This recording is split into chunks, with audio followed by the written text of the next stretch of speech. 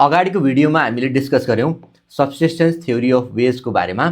यो भिडियोमा हामी डिस्कस गर्छौँ अर्को एउटा थ्योरी वेज फन्ड थ्योरीको बारेमा। अब यो वेज फन्ड थ्योरी भन्ने चाहिँ कसले दिएको हो? जेएस मिलले दिएको हो। जेएस मिल भन्नेले चाहिँ वेज फन्ड थ्योरीको बारेमा डिस्कस गरेको हो।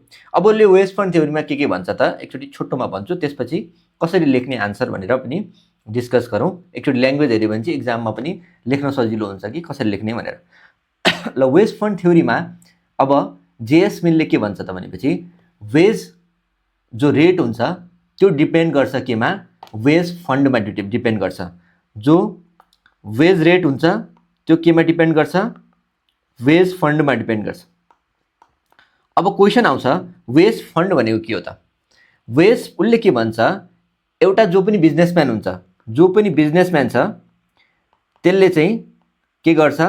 एउटा वेज फन्ड बनाउँछ। वेज फन्ड भनेको वेज कति दिने भन्ने टोटल फन्ड बनाउँछ र यही फन्डबाट चाहिँ निकाल्दै निकाल्दै उसले के गर्छ? स्यालेरी दिन्छ, वेज दिन्छ भनेर उसले के भन्यो? जेएस मिलले भन्यो कि यस्तो वेज फन्ड बनाइन्छ र यसबाट नै के गरिन्छ? स्यालेरी या वेज दिइन्छ। त्यही भएर उसले के भनिरहेको छ कि wage rate is equal to wage fund divided by number of labour. अब वेज रेट निकाल्ने तरिका के हुनसक्छ? Wage fund divided by number of labour. अब निक्लिन्छ भने यसरी नै टोटल कति छ भन्ने जस्तो गरी नै निक्लिन्छ। टोटल वेज फन्ड कति छ divided by number of labour. अब उसले के भन्छ? डिस्कसन गर्छ कि फेरि यो थ्योरीमा के डिस्कसन गर्छ? यदि वेज फन्डमा डिपेन्ड हुन्छ वेज रेट भनेपछि वेज रेटलाई कसरी इन्क्रिज गर्ने त? दुईवटा तरिका हुन सक्छन्। अब यो के भयो? माथि के छ? न्युमिनेटर छ, तल डिनोमिनेटर छ। न्युमिनेटरमा के छ? वेज फन्ड छ, वेज फन्ड छ। डिनोमिनेटरमा के छ? नम्बर अफ लेबर छ। अब हामीले वेज रेट बढाउनुको लागि या त वेज फन्ड बढाउन सक्छौँ या त नम्बर अफ लेबरलाई कम गर्न सक्छौँ, या त वेज फन्ड बढाउन सक्छौँ या त नम्बर अफ लेबरलाई के गर्न सक्छौँ? कम गर्न सक्छौँ। अब उसले दुईटै अप्सनमा डिस्कस गर्छ। This theory also suggest the method to increase the wage rate. The wage rate can be increase by increasing the wage fund. Wage फन्डलाई बढाएर पनि इन्क्रिज हुनसक्छ है, या त सप्लाई अफ लेबर, लेबर कम भयो भने पनि घटिहाल्यो है। जस्तो फर इक्जाम्पल मसँग केही पैसा छ, लिमिटेड पैसा छ, जस्तो 10,000 छ भनेपछि 10,000 मान्छे दुईजनालाई बाँड्नु पऱ्यो भने के हुन्छ? 5-5 हजारको भाग लाग्छ। यदि यही 10,000 चाहिँ कतिलाई बाँड्नु पऱ्यो? यो 10,000 5जनालाई बाँड्नु पऱ्यो भनेपछि हरेकको भागमा कति लाग्छ? 2,000 लाग्छ। मैले तलको न्युमिनेटर चेन्ज गरेर पनि कतिलाई भाग लाग्छ भनेर चेन्ज गर्न सक्छु। या त मलाई के लागिरहेछ कि नै म त सबैको भागमा अलिक बढी पैसा परोस् भनेर चाहन्छु भनेपछि मैले के गर्न सक्छु? यो 10,000 को ठाउँमा यहाँनिर अर्को पैसा लिएर आएर राख्न सक्छु। अनि त्यसपछि के हुन्छ? सबैको भागमा के लाग्ने भयो? 5,000 के अरे सरी, सबैको भागमा कति लाग्छ? 10,000 लाग्ने भयो है। यसरी पनि गर्न सक्छु। त्यही भएर उसले के भन्छ? By increasing the wage fund. Wage फन्डलाई इन्क्रिज गरेर पनि गर्न सकिन्छ। अर्को कुरा सप्लाई अफ लेबरलाई डिक्रिज गरेर पनि गर्न सकिन्छ। तर उसले एउटा पोइन्ट राख्छ, जब एउटा बिजनेसम्यानले वेज फन्डलाई इन्क्रिज गर्न चाहन्छ नि त्यतिखेर ऊ एउटा समस्यामा पर्छ। उसँग के हुन्छ? जो क्यापिटल हुन्छ, जो क्यापिटल छ त्यो लिमिटेड हुन्छ। मतलब उसले बिजनेसमा लगाएको पुँजी लिमिटेड हुन्छ। केही कुरालाई उसले वेज फन्डको लागि छुट्याएको हुन्छ र केही कुरा चाहिँ उसले फिक्स्ड एसेटको लागि र अरू इन्भेन्ट्रीको लागि यस्तोको लागि छुट्याएको हुन्छ।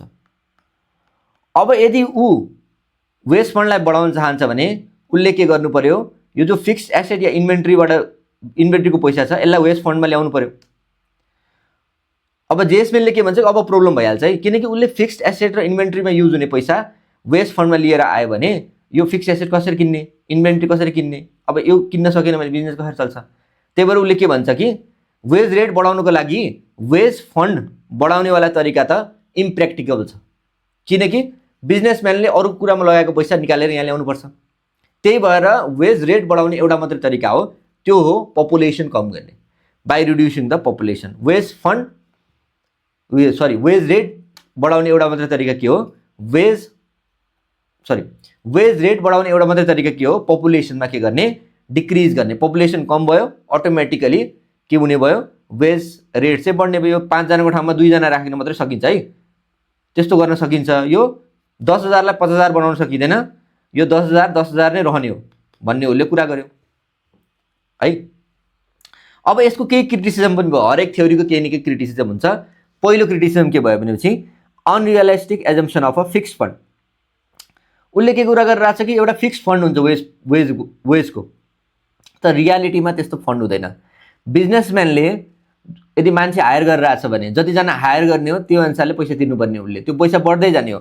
जति मान्छे काममा लगायो त्यति पैसा बढ्दै जाने हो। फिक्स्ड फन्ड एउटा मात्रै फन्ड, वेज फन्ड, ल मैले वेज फन्ड भनेर 50,000 मैले सबै मान्छेलाई जति पनि मान्छे हायर गरे पनि टोटलमा चाहिँ 50,000 मात्रै तिर्छु भनेर काहीँ हुन्छ? हुँदैन त्यस्तो। यदि उसले बढी मान्छे हायर गरिरहेछ, राम्रो मान्छे हायर गरिरहेछ भने 50,000, 1 लाख, 1 करोड जति पनि तिर्नुपर्ने हुनसक्छ। त्यही भएर फिक्स्ड फन्डको कन्सेप्ट चाहिँ अनरियलिस्टिक हो। This theory assumes that there is fixed wage fund.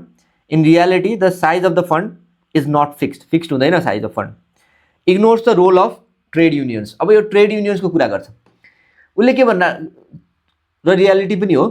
Trade unions जो हुन्छन् जसले मजदुरको हकितको लागि लड्छन्, उनीहरूले के गर्न सक्छन् कि यदि वेज रेट एकदमै कम छ, बिजनेसम्यानले वेज फन्ड बढाउन चाहिरहेको छैन भने त्यो सिचुएसनमा के गर्छन्, उनले गएर आफ्नो डिमान्ड राख्छन्, लड्छन् है। लडेर के हुन्छ, त्यो वेज रेट चाहिँ बढाएरै छाड्छन्, त्यो वेज फन्ड चाहिँ बढाएरै छाड्छन्।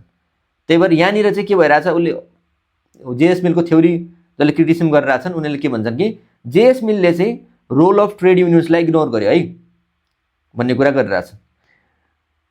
Fails to explain difference in wages. यिनीहरूले के भने कि वेजेसमा डिफरेन्स हुन्छ, अलग अलग मान्छेलाई अलग अलग वेजेस दिइन्छ र तिनीहरूको बिचमा त्यो डिफरेन्स किन हुन्छ त, के कारणले हुन्छ भन्ने कुरा चाहिँ एक्सप्लेन गरेनन् भने। र लास्टमा wages depends on efficiency. Wage के हुन्छ, फिक्स हुँदैन।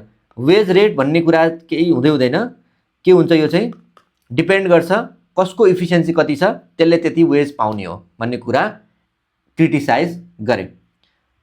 ल यो सँगै हाम्रो वेज फन्ड थ्योरीको बारेमा डिस्कसन गर्न सकियो। यो छोटो मिठो भिडियो थियो।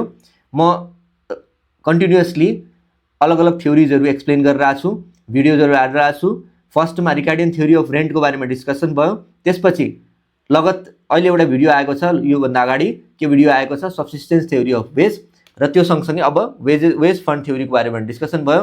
नेक्स्ट अर्को थ्योरीको भिडियो लगत्तै आउँछ, च्यानललाई फलो गर्नु होला। आजको लागि यति नै, हस् त, धन्यवाद।